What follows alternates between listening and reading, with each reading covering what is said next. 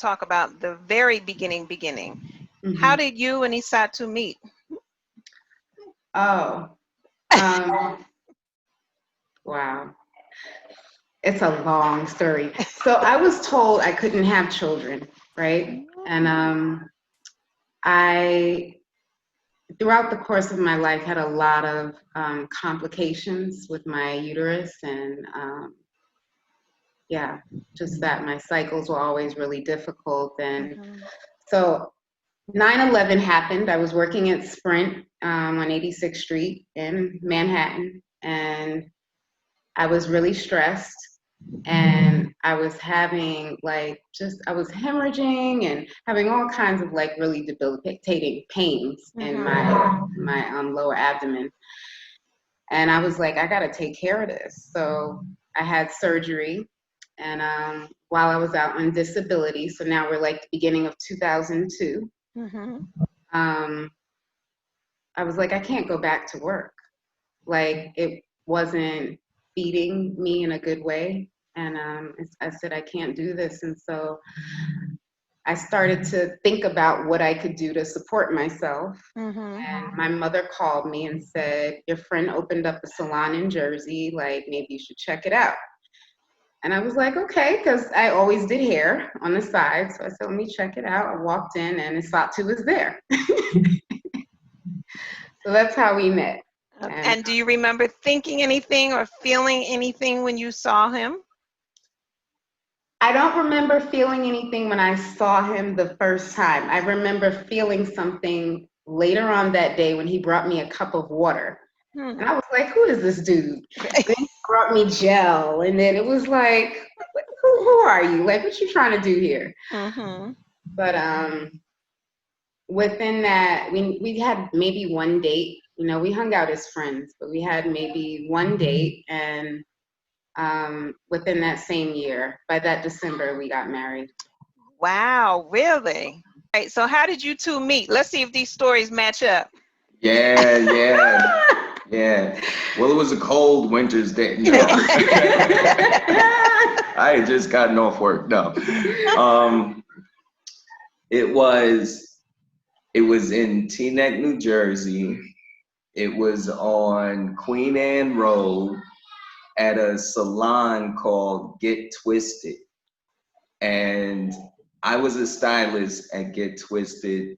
And the way that I became a stylist at Get Twisted, I was waiting tables at Houston's, this restaurant in New Jersey, and the owner of Get Twisted said he came in, he sat at my table, and he used to be my barber. So I was like, Supreme, what's going on? He was like, Nati, what's up? Hey, listen, I'm gonna start a salon. And I was looking for a side hustle. So I was like, Supreme, you gotta train me. I'll come in every day. So I started coming in and I learned how to style locks and start locks and, do a certain amount of braiding.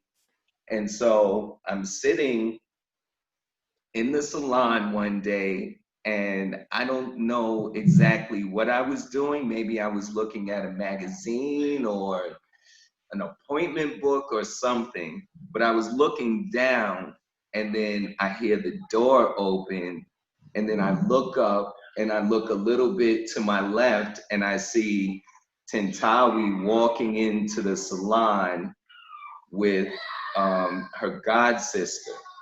So, but I didn't see her god sister at the time. All of that clicked in a few seconds later. So I look up, I look to my left, I see Tintawi, and immediately, I kid you not, it's real when they say, oh, you meet the one that you're supposed to be with, and everything slows down. You ever heard that? I have heard that. Right? Like everything slows down, and it's the God honest truth. Wow.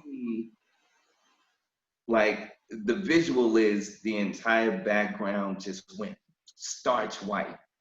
And then she started moving in slow motion, like it's a Spike Lee movie.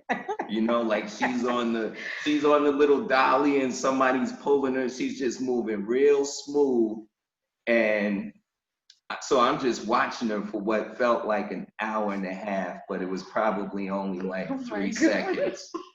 And then it was so real that when she got to the chair where she was going to be doing her styling, I like had to come to it. It was like one of those, you know, head shaking moments, like, you know, like so I knew I was clearly in another plane of consciousness when I saw her. So I walked over to her not too long after she got set up, and I just asked her a question, and I said, excuse me. I said, would you define for me what you would consider to be a boring person? That wasn't the same day though. Okay. Because I told her about the water. That came a little bit after. In the same day? Mm-mm. So who that might have been the day he brought me gel. Mm. He brought me socks one day. Little things. But I know for a fact, like so everything in between her walking and me being in this trance-like state to me asking her what her definition of a boring person was, everything in between there doesn't count, baby. Because I don't even remember it. I remember it's like, I remember getting her socks from the 99-cent store because she was like, my feet are cold. So I just got up, ran down to the 99-cent store and bought her some socks. And then I remember making her the gel in the back and bringing that for her. The order of it, I have no idea. Okay.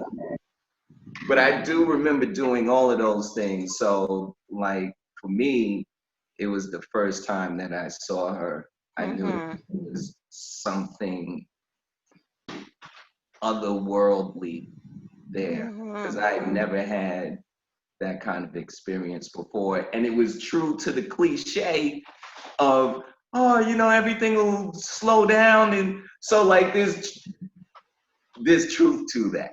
Yes. It's a real phenomenon. I'm here to tell you, it's not just movie talk. It's real. It's real talk. Yes. Excellent. Yes. All right, I need you two to move a little closer because you're both falling out of frame. Okay, perfect. Because when we edit this, I want to make sure people can see his full face so they know he's not talking out the side of his mouth. Right, so right. You know, it's because your seat is further back too. Ah, that's good. Yeah. That's real good. That's good. Okay. Let's see. So how did you two decide that you were going to be a couple and move forward and then decide to have a family? We met in February, and then a number of different things, you know, were taking place. Like we only went on one date. That was a formality, really, if you ask me. Because you already knew? Yeah, we went on one date and it was cool. You know, we had a good time, went to a nice spot. It's this spot called The Apartment. It was in New York. Real eclectic type music, real small loungy type of spot. And then,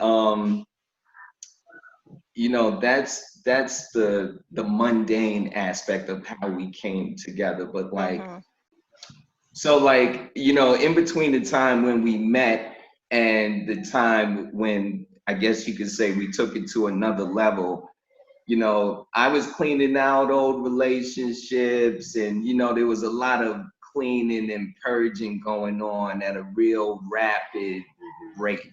You know, actually before I met Tintawi, if anybody wants a little process that's going to help them get what they want, Mm-hmm. Go. I went to the park. I didn't, I didn't really know too much about it, but I was coming into another frame of consciousness. So I went to the park and I sat on this bench and I said, listen, I don't know exactly who is going to hear this. I don't know who's out there to hear this, but whoever that is, I'm talking to you right now. So I said a prayer essentially like, anybody that I'm, supposedly dating at this point, I need you to make them just go away. I need you to have them leave me alone, me leave them alone. And I said, because I'm ready now for, the one that I'm supposed to be with. And if somebody in my mix is that one, keep her, get rid of the other ones. Right? So then, no lie, this squirrel comes from my left side. I'm so serious. I wish I had video footage. And I'm sitting there watching this squirrel. This squirrel comes within this far from my feet, right? Stops, just stands there, walks up to this tree, climbs up maybe a foot into the off the ground on the trunk, turns around, looks at me, and does like this. And I was like, did this squirrel just shake his head at me like something hurt me? So then he he came down off the trunk of the tree and is walking around and just really kind of like hanging out with me for about 5-10 minutes. And then he walks off. Couple weeks later, week later, I meet Tentawi. Oh.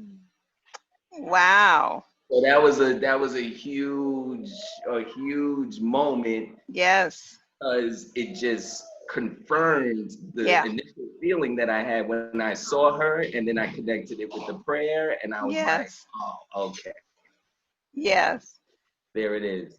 Hey, Hah-nah.